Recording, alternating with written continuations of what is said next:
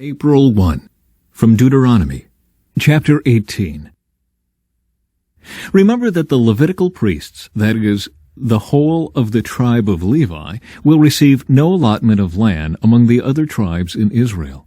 Instead, the priests and Levites will eat from the special gifts given to the Lord, for that is their share.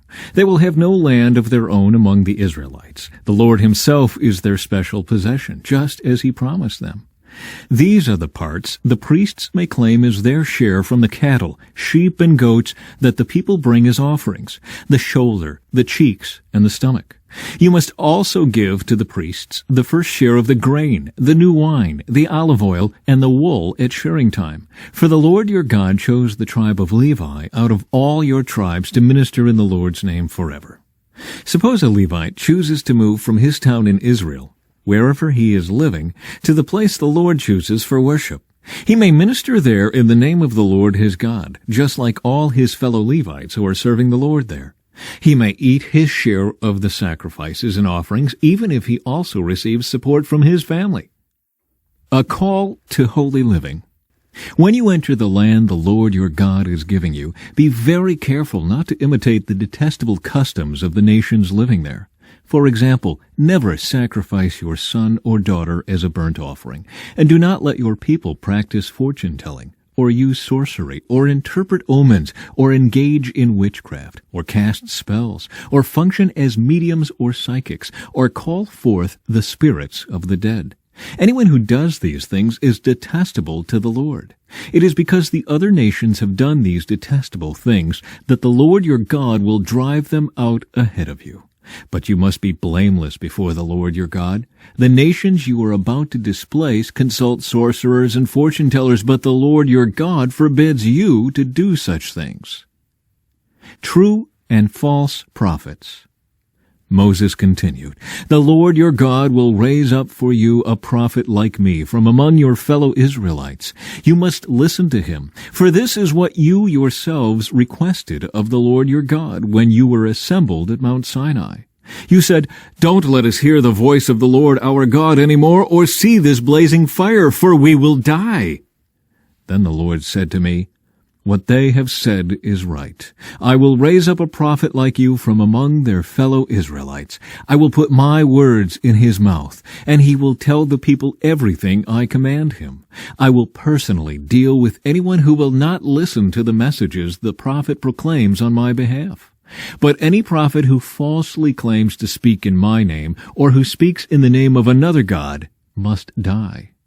But you may wonder, how will we know whether or not a prophecy is from the Lord?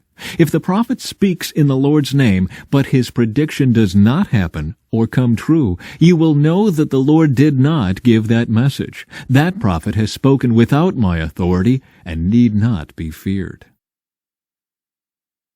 When the Lord your God destroys the nations whose land he is giving you, you will take over their land and settle in their towns and homes.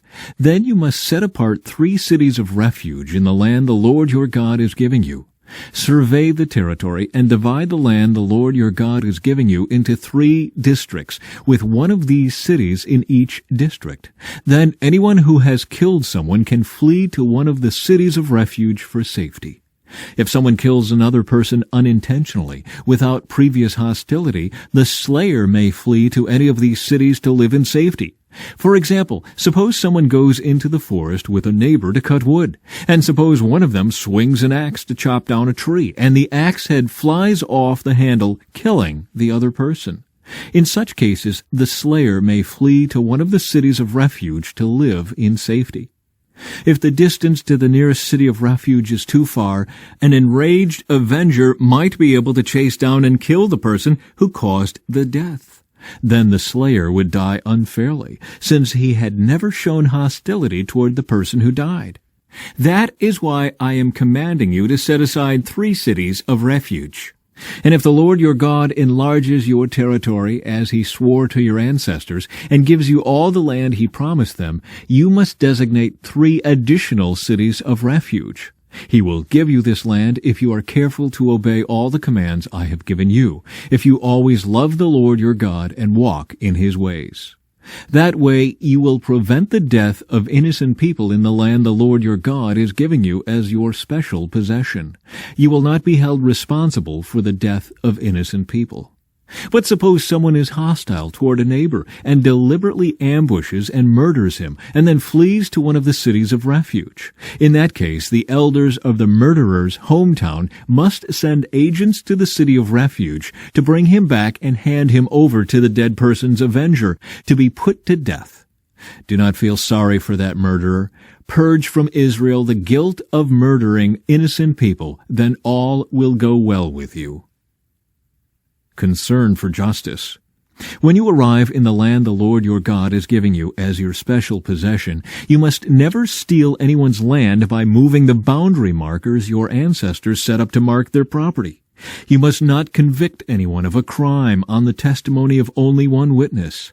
The facts of the case must be established by the testimony of 2 or 3 witnesses. If a malicious witness comes forward and accuses someone of a crime, then both the accuser and accused must appear before the Lord by coming to the priests and judges in office at that time. The judges must investigate the case thoroughly. If the accuser has brought false charges against his fellow Israelite, you must impose on the accuser the sentence he intended for the other person. In this way, you will purge such evil from among you. Then the rest of the people will hear about it and be afraid to do such an evil thing. You must show no pity for the guilty. Your rule should be life for life, eye for eye, tooth for tooth, hand for hand, foot for foot. When you go out to fight your enemies, and you face horses and chariots, and an army greater than your own, do not be afraid. The Lord your God, who brought you out of the land of Egypt, is with you. When you prepare for battle, the priest must come forward to speak to the troops. He will say to them, "Listen to me, all you men of Israel.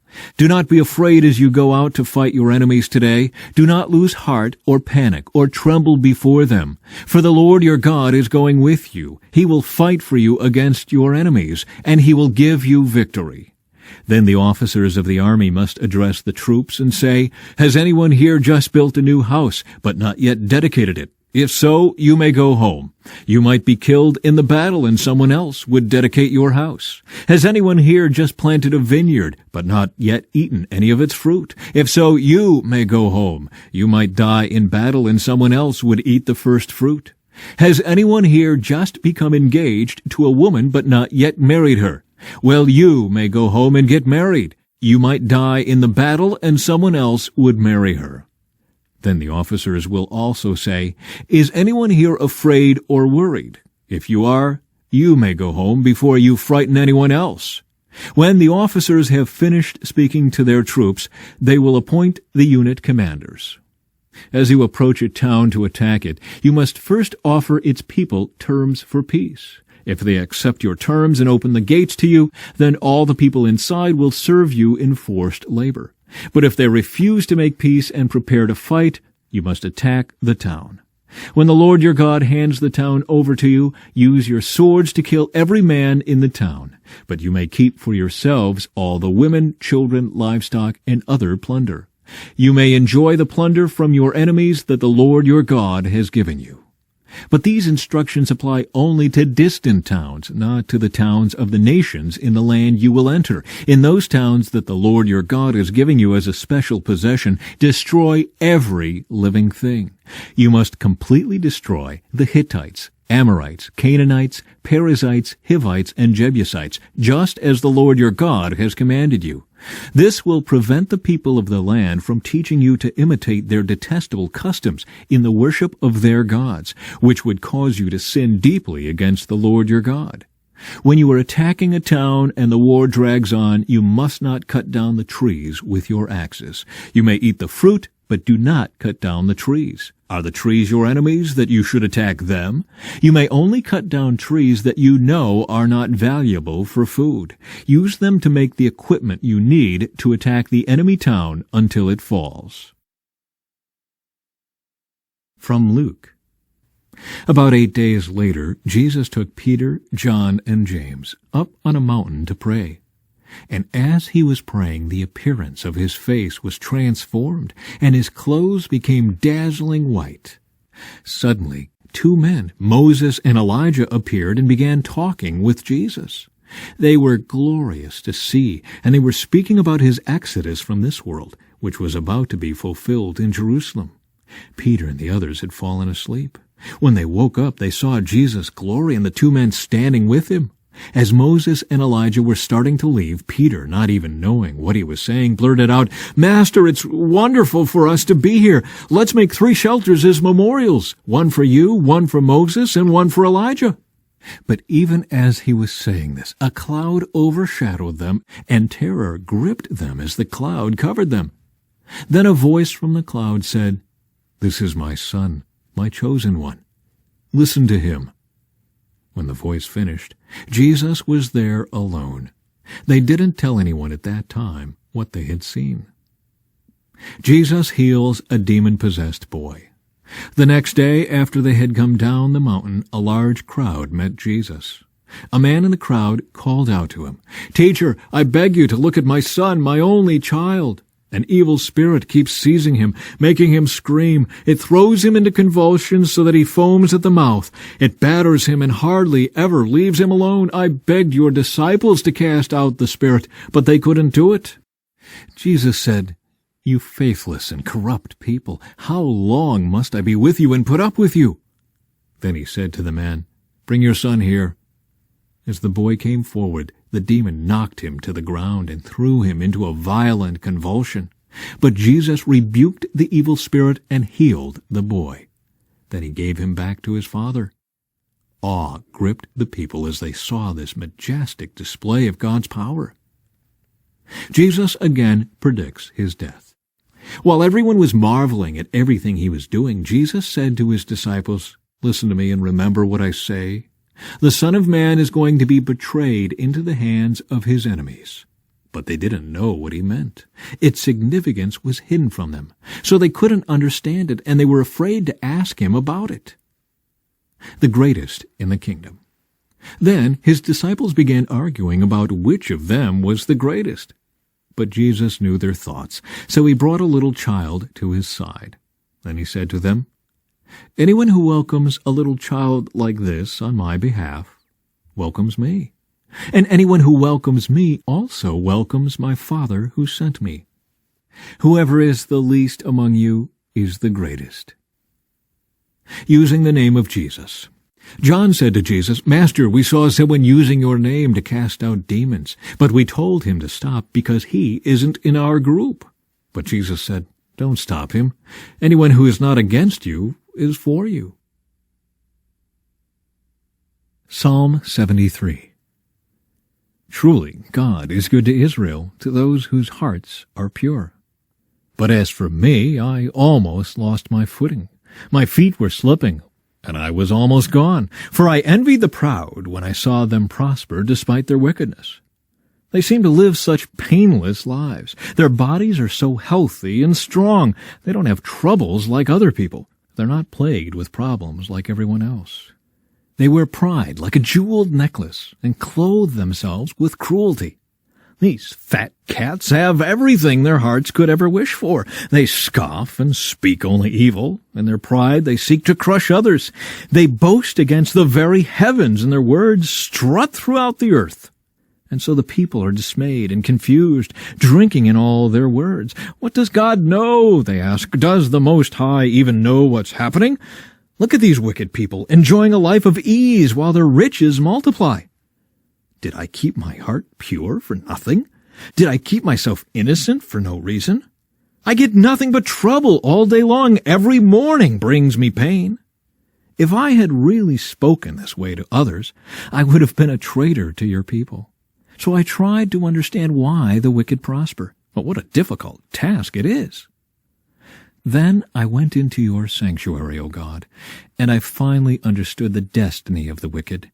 Truly, you put them on a slippery path and send them sliding over the cliff to destruction. In an instant they are destroyed, completely swept away by terrors. When you arise, O Lord, you will laugh at their silly ideas, as a person laughs at dreams in the morning. Then I realized that my heart was bitter, and I was all torn up inside. I was so foolish and ignorant, I must have seemed like a senseless animal to you. Yet I still belong to you. You hold my right hand. You guide me with your counsel, leading me to a glorious destiny. Whom have I in heaven but you? I desire you more than anything on earth. My health may fail, and my spirit may grow weak, but God remains the strength of my heart. He is mine forever. Those who desert him will perish, for you destroy those who abandon you. But as for me, how good it is to be near God. I have made the sovereign Lord my shelter, and I will tell everyone about the wonderful things you do. From Proverbs. The godly care for their animals, but the wicked are always cruel.